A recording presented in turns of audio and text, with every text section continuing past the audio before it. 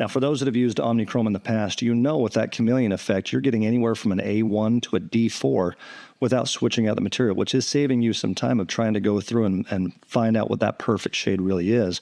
And in certain situations where it's going to be very difficult to try and blend that material in, it's a fantastic material to use. Now, that viscosity that I was talking about, you're going to see here the blocker material that's going to be applied onto a small little platform. When it is placed, you're not seeing that, again, running all over the place. It's maintaining its position.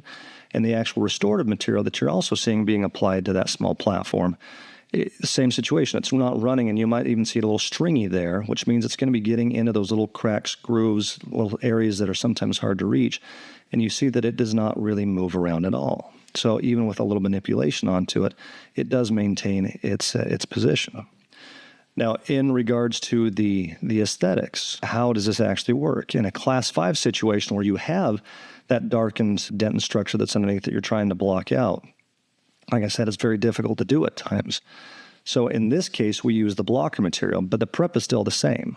You'll bevel and blend that enamel structure down towards the dentin, apply some phosphoric acid etch, air abrasion as well as what we do in my office.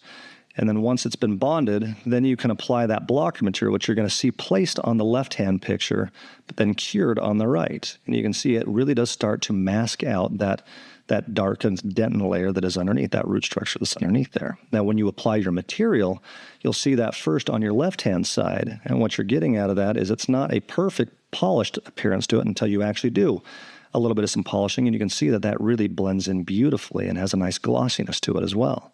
So that is your before and after that you're going to start to see. And it really is pulling that color from the enamel surface down onto the dentin structure, that root structure that's down below with that blocker, and you're not seeing that darkening really showing through at all.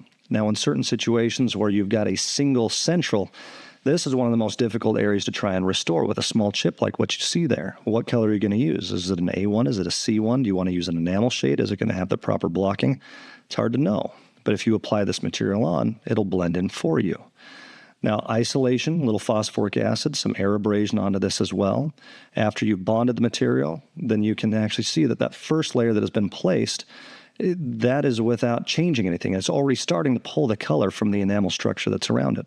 And the same with the second layer that is down below. And once you polish this, it's sometimes difficult to see where the enamel ends and the restoration begins. And that is what we're trying to achieve in areas of high aesthetics that we're trying to maintain for our patients. So if you are looking for a material that is going to give you this kind of a result and blend, I would definitely say give the Tokuyama OMNICHROMA Flow a try.